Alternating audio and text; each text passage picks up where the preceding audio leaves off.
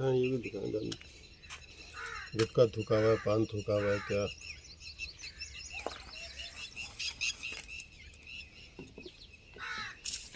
یہ دیکھا جا سکتا ہے کہ بسم اللہ شریف لکھی ہوئی ہے، کلمہ طیبہ لکھا ہوا ہے، اور پھر گٹکا پان تھوکا کسی غیرت مند نے۔ آخر کس قدر توہین مسلمان چاہتے ہیں کہ اللہ کے کلام کی، مقدس رات کی کس قدر توہین ہو رہی ہے، اور مسلمانوں کو غیرت ذرا برابر نہیں آ رہی، اور پھر تختیوں پر، کتبوں پر قرآن کریم لکھوانے کی آخر حاجت کیا ہے، اور کیا ضرورت پڑ گئی اس کی مسلمانوں کو کہ یہ مقدس تحریرات لکھوا کر اپنے ہی ہاتھوں سے توہین کروا رہے ہیں اللہ کے کلام کی۔ اور یہ تو جو گزر گئے، جو مر گئے، وہ تو چلو چلے گئے، لیکن اب جو موجود ہیں مسلمان، جو زندہ ہیں اس وقت اس دنیا فانی میں،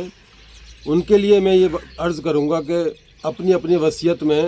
جہاں آپ جائیداد کے سارے معاملات لکھتے ہیں، ساری باتیں لکھتے ہیں، وہاں پر ایک چھوٹا سا مشورہ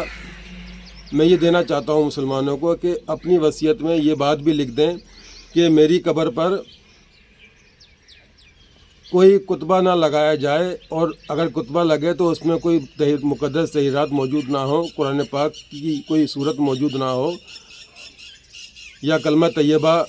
نہ لکھا ہو۔ یہ وصیت میں آپ اپنی شامل کر لیں تو بہت زیادہ اچھا ہوگا، ورنہ پھر آپ کے مرنے کے بعد آپ کے جو پیارے، جو آپ کو عزیز کہتے ہیں، پھر آپ کی قبروں پر ایسے کتبے لگا دیں گے جن سے قرآن کریم کی توہین ہو رہی ہوگی۔ میری اپیل ہے دیکھنے والے بھائیوں سے، خدا را اس ویڈیو کو ضرور شیئر کیجیے گا۔ ہو سکتا ہے کہ جو لوگ قرآن کریم لکھوا رہے ہیں کتبوں پر، اور پھر اس طرح یہ سلوک ان کے ساتھ ہو رہا ہے، تو ہو سکتا ہے کہ یہ نہ ہو۔ میری اپیل ہے دیکھنے والے بھائیوں سے، اس ویڈیو کو ضرور شیئر کریں، اور اتنا شیئر کریں کہ اعلیٰ حکام تک بھی یہ ویڈیو جائے، اور یہ کتبوں پر،